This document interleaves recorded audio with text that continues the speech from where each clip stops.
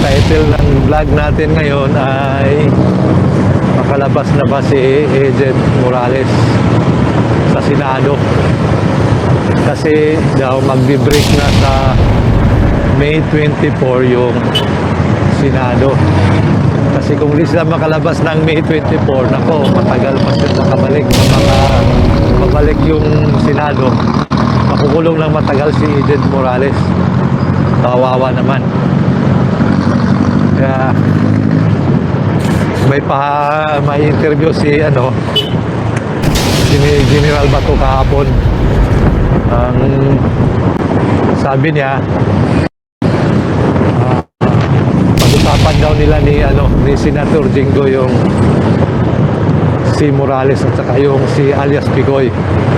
Kasi di ba nagpakontempt kay Morales si Jinggoy dahil daw sa pagsisinungaling doon sa PDS niya, sa PDEA. Saka si alias Picoy naman yung nagpapakulong ay nagpapakontempt ay si Senator Bato de la Rosa. Sabi naman sa interview ni General Bato de la Rosa na may posibilidad na makalabas bago mag-24. Kasi pag-usapan daw nila ni Senator Jinggoy yung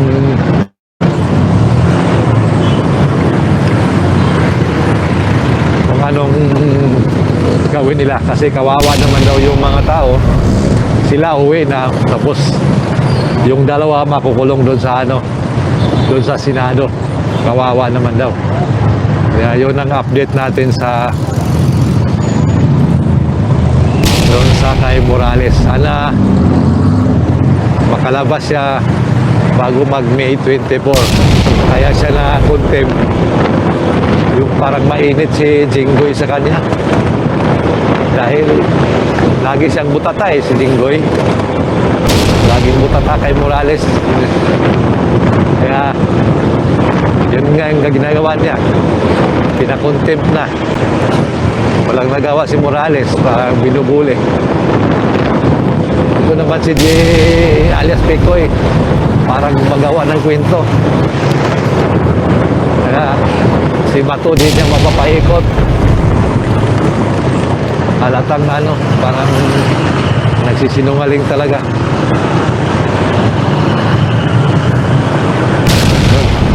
Pinakontempt siya ni Bato.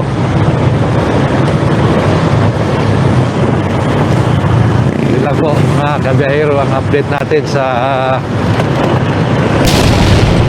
kay Agent Morales at saka doon sa alias Picoy. Pag-usapan natin ngayon ang kalagayan ni ex-PDEA Agent Morales, yung nakulong na siya sa Senado.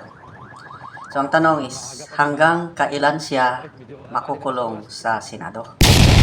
Mag-break na po ang Senate ngayong May 24. So may pag-asa ba na makalabas siya on or before May 24? Or makukulong siya dyan hanggang habang nakabreak ang Senado? At later on, saka na lang palabasin after the break. So, napakahirap po ang kalagayan ni Morales ngayon. So ito, may update. Yung press conference ni Senator Bato. Tinanong siya ng media tungkol kay Morales and kasama na rin yung isa, alias Picoy. Okay, pakinggan natin si Senator Bato. Pag nakondisyon na si Kumar, nasa kondisyon na pag makalabas sa ospital. Mga nanonood, viewers na. Salamat sa pag-video. Pag-usapan pa namin is kasi ang movement nung isa, si Senator Jinggoy, ang sa kabila naman ako.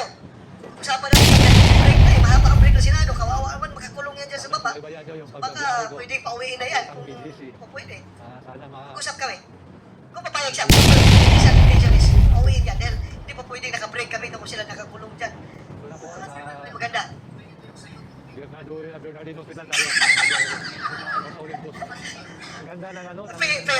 Fair tayo. Hindi mo pwede. Ha?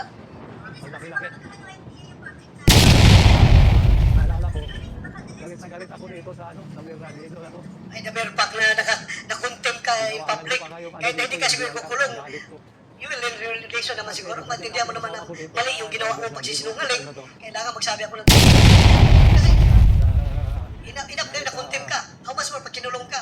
Kinulong ka 1 day, 2 days. Pag kinulong ka, gusto mo pa kung break ng Senado, nagkakulong, kawawa naman yung Tapos nagbayad na ako, ayaw mag-issue ng resibo. Yes, kahit na hindi pa ako pumirma.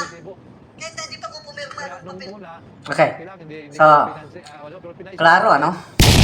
May pag-asa si Morales ganun pa rin ang ginawa. na makalabas bago May 24. But mag-uusap pa yung dalawa.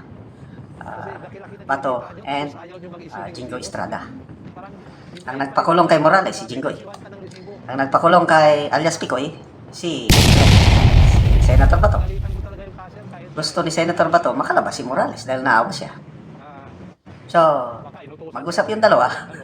It's either makalabas silang dalawa. Kaya lang kung magmatigas itong si Jinggoy, ayaw niyang mag-compromise. Nako, delikado. Kasi, makita niyo, galit na galit si Jinggoy kay Morales. Bakit ba? Grabe. Tapos, sa aking opinion yung dahilan sa pag-contempt kay Morales ni Jinggoy is out of the issue. Yung tinatanong niya, yung noon pang pulis si Morales. Ang issue at hand is yung PDEA leaks. Ang sinasabi lang ni Jinggoy, nagsinungaling noon si Morales. Okay, granted, nagsinungaling siya noon. Kaya lang nakapasok siya sa PDEA. At naging mabuti siyang agent sa PDEA. Sabi nga ni Director Francia, narinig ko sa na magaling na investigador si Morales. Iniidolo. Bumibilib yung Director Francia kay Morales noon. Ibig sabihin, magaling siya.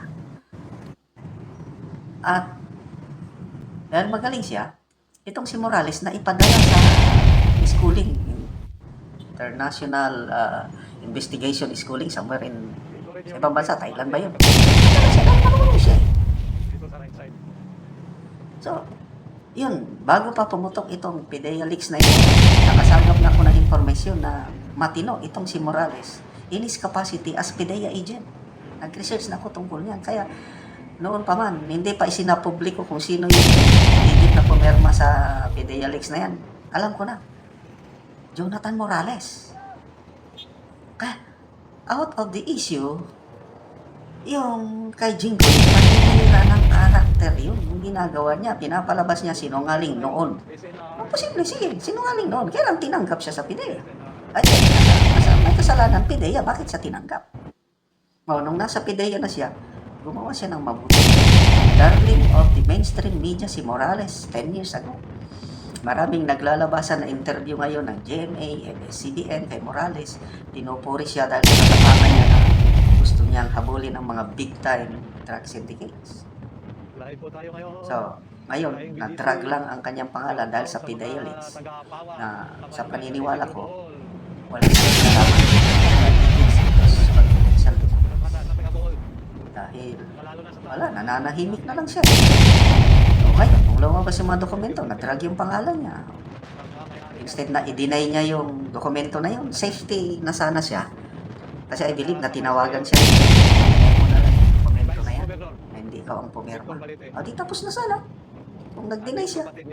Playing safe. Kaya, may prinsipyo yung tao.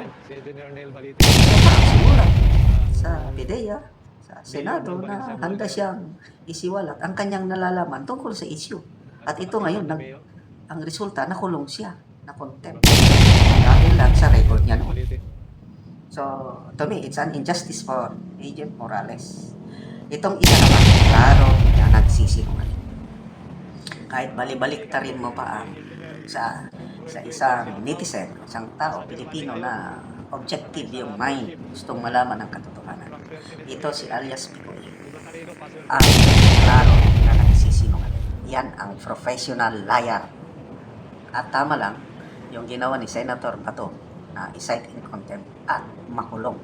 Yan si Morales, Sa paningin ko, opinion ko lang ito, hindi siya dapat makulong.